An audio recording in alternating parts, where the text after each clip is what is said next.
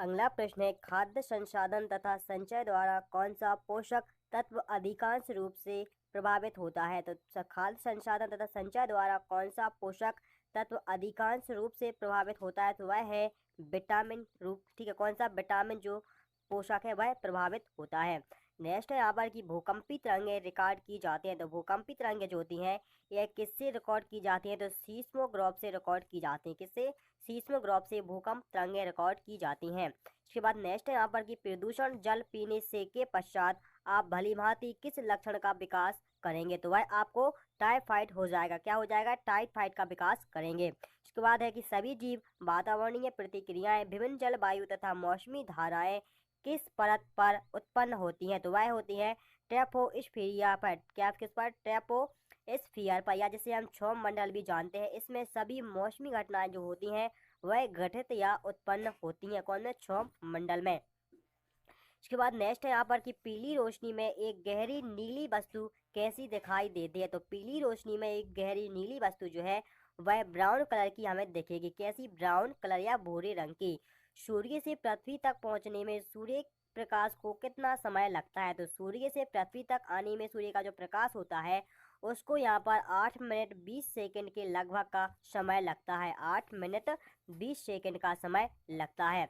चलती गाड़ी में बैठे आदमी की ऊर्जा कैसी होगी? तो चलती गाड़ी में जो आदमी बैठा होता है उसकी ऊर्जा गतिज ऊर्जा होगी और स्थिर ऊर्जा, दोनों ही ऊर्जा होगी। ठीक है। इसके बाद नेक्स्ट है यहाँ पर कि अल्कोहल का अधिक मात्रा में सेवन करने वाले जो व्यक्ति होते हैं वह उनकी मृत्यु किन कारण से होती है? वह किस कारण से मृत्यु को शिकार होते हैं? तो उनके लिए सिरोसिस नामक के कारण से मृत्यु हो जाती है। अधिक अल्कोहल पीने के कारण से सिरोसिस हो जाता है, जिसके कारण मनुष्य की मृत्यु हो जाती है। टाइफाइड रोग में शरीर का कौन सा अंग प्रभावित होता है? तो टाइफाइड जो रोग होता है इसमें शरीर की आंतें प्रभावित होती हैं। क्या? आंतें प्रभावित होती हैं। द्रवित पेट्रोलियम गैस यानी एलपीजी में मुख्य रूप से क्या पाया जाता है? तो एलपीजी में मुख्य रूप से ब्यूटेन और प्रोपेन पाई जाती हैं। ठीक है, किसका मिश्रण होता है? ब्यूटेन और प्रोपेन का मिश्रण होता है। ठीक है। इसके बाद नेक्स्ट है यहाँ पर कि बिना शक्ल वाली मछली कौन सी होती है? तो बिना शक्ल वाली जो मछली होती है उसका नाम है कैटफिश मछली। ठीक है। ध्वनि वेग न्यूनतम स्तर पर होती है। तो ध्वनि का जो वेग होता है यह सबसे कम कहाँ पर होता है? तो वायु में सबसे कम होता है। रासायनिक ऊर्जा को विद्युत ऊर्जा में रूपांतरित करता है। तो रासायनिक ऊर्जा को विद्युत ऊर्जा में परिवर्तन कौन करता है? विद्युत सेल के द्वारा किया जाता है। रासायनिक ऊर्जा को विद्युत ऊर्जा में परिवर्तन विद्युत सेल के द्वारा किया जाता है। कॉफी में सबसे महत्वपूर्ण जो उत्तेजक कैफीन होता है वह चाय में सबसे महत्वपूर्ण क्या होता है? तो चाय में क्या पाया जाता है? चाय में थीन पाया जाता है। कॉफी में पाया जाता है कैफीन, तो चाय में थीन पाया जाता है। हाइग्रोमीटर से क्या मापा जाता है? तो हाइग्रो जो मीटर है इससे अपेक्षित आर्द्रता मापी जाती है। अपेक्षित आर्द्रता मापी जाती है किससे? हाइग्रोमीटर से। और यह एक नाम से हमें हाइड्रोमीटर, तो हाइड्रोमीटर से क्या घनत्व नापा जाता है। इसके बाद नेक्स्ट है यहाँ पर कि एक सोर्स प्रोग्राम है। तो एक जो सोर्स प्रोग्राम है वह एक उच्च स्तरीय भाषा में लिखे हुए प्रोग्राम की मशीनरी भाषा में रूपांतर करना होता है। शून्य में स्वतंत्र रूप से गिरने वाली वस्तु का त्वरण कितना होता है? तो शून्य में स्वतंत्र रूप से गिरने वाली जो वस्तु है उसका त्वरण जो है वह कैसा? एक समान होगा या रहेगा। प्रकाश संश्लेषण में पौधे कौन सी गैस का अपशोषण करते हैं? तो प्रकाश संश्लेषण में जो पौधे होते हैं वह कार्बन डाइऑक्साइड का अपशोषण करते हैं। कार्बन डाइऑक्साइड का अपशोषण। खींची हुई धनुष में संचित ऊर्जा होती है। तो वह ऊर्जा क्या कहलाती है? स्थिर ऊर्जा कहलाती है। धनुष में खींची हुई जो संचित ऊर्जा होती है वह स्थिर ऊर्जा रहती है।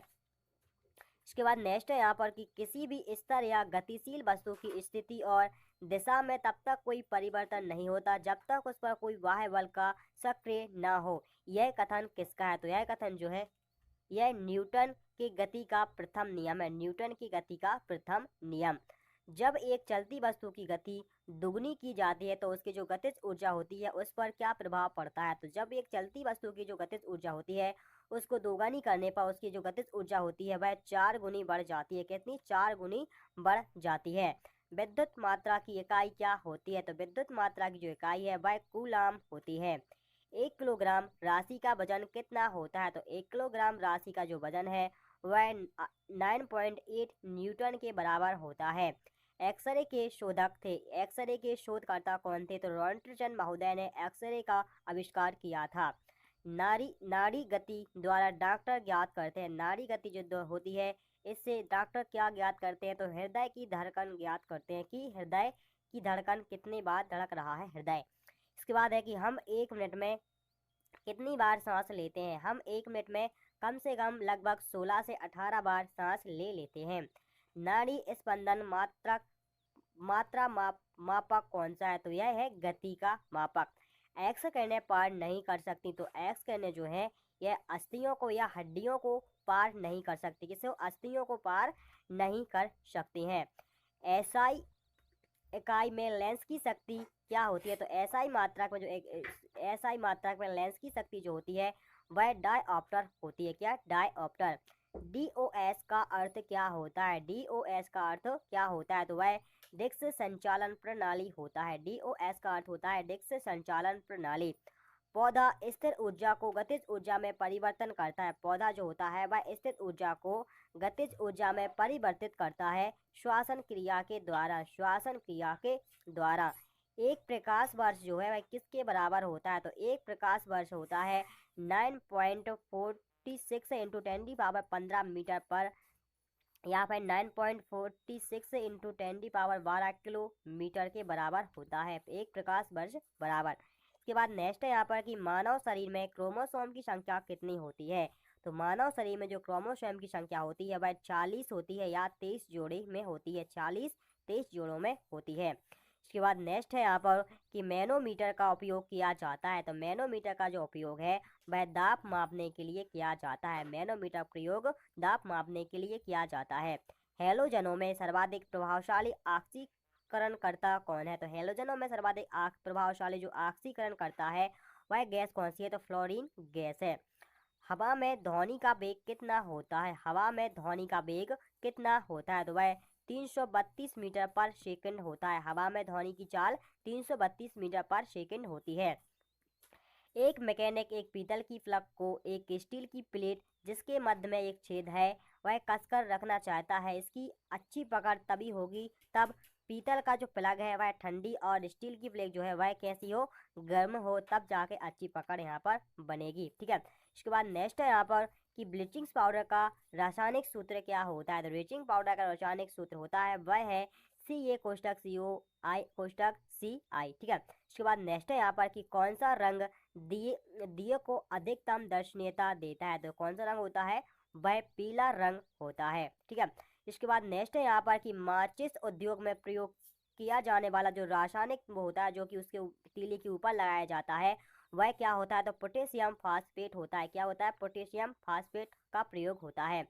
विद्युत प्रतिरोध मापा जाता है। तो विद्युत प्रतिरोध जो है यह किससे? ओम से के द्वारा मापा जाता है। इसके बाद नेक्स्ट है यहाँ पर कि क्लोरोफॉर्म बनाने के लिए किसका प्रयोग किया जाता है? तो क्लोरोफॉर्म बनाने के लिए किसका? इथिलीन का प्रयोग किया जाता है। किसका? इथिलीन का प्रयोग किया जाता है।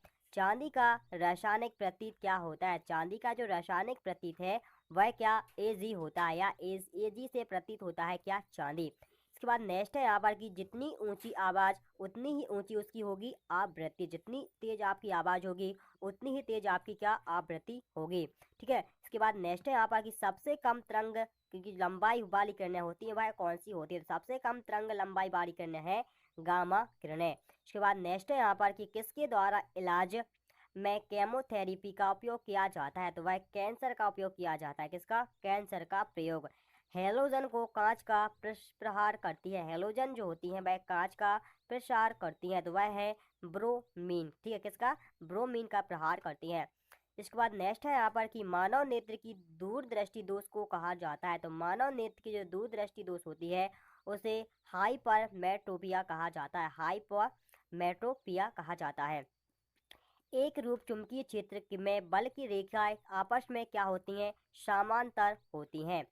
आक्रिय गैस परमाणुओं में सबसे बाहरी कक्षा में कितने इलेक्ट्रॉन होते हैं? तो आक्रिय जो गैस होती है उनके परमाणुओं में जो बाहरी कक्षा होती है उसमें कितने इलेक्ट्रॉन पाए जाते हैं? तो 8 इलेक्ट्रॉन उपस्थित होते हैं।